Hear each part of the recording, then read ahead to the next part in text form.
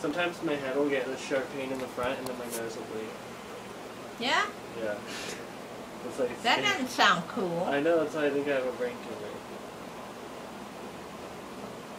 I think it might be from tanning. Or if it's not a brain tumor, it could be, I don't know about the nosebleed part, but like a short circuit. You know what people,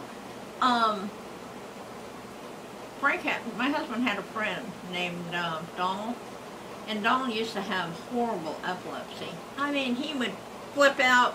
There was one point, he was having seizures 60 a day, right? I mean, it was driving his wife nuts, right?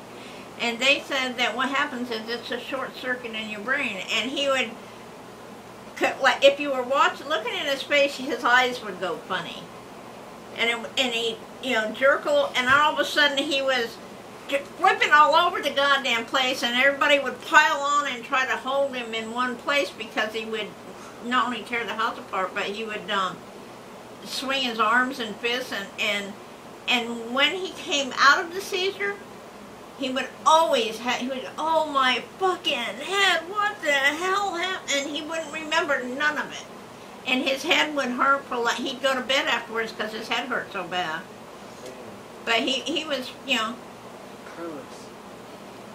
he was always, when one of the seizures would strike him, he had this thing, he would always head for water.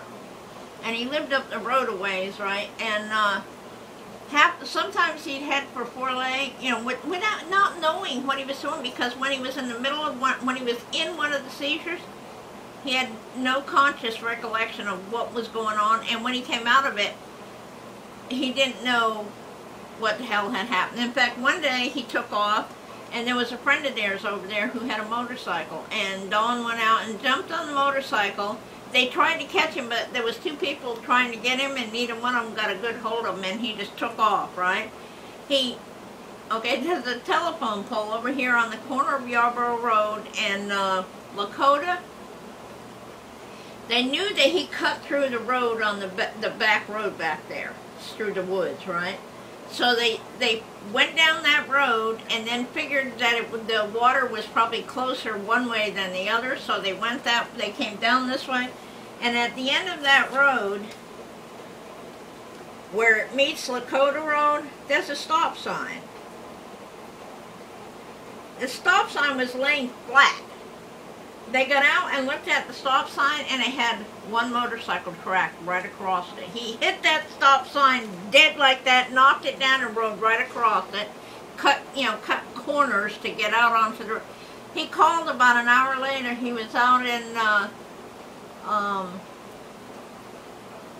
out past Astor by the Blackwater Inn.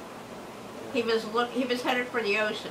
He didn't, he didn't know that's where he was going, but when he woke up and called home, his wife said, "Where are you?" And he said, "I'm at the Blackwater Inn in Astor," because he had to he had to borrow a quarter from the lady to call home. That was when it was a quarter.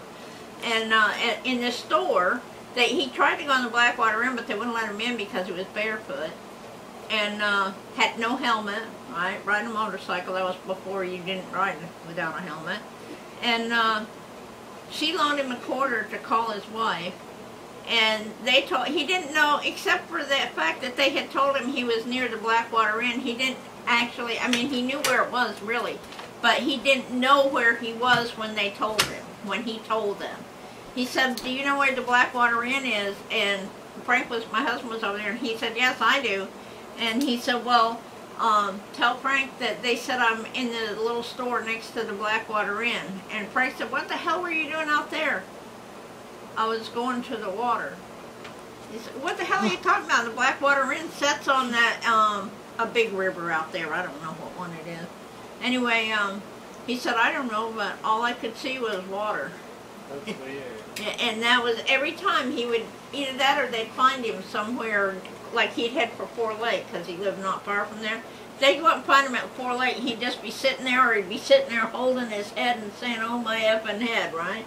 And there was a point where he was having 60 of those a day. His wife was practically keeping him on the floor, just stuff laying on him to hold him in place. But all of his friends knew about that. But sometimes his nose would bleed, and they told him that that was caused by a short circuit in the brain. Great. Don't that sound strange? Yeah. I mean, to think that your brain short circuit like that, can't even talk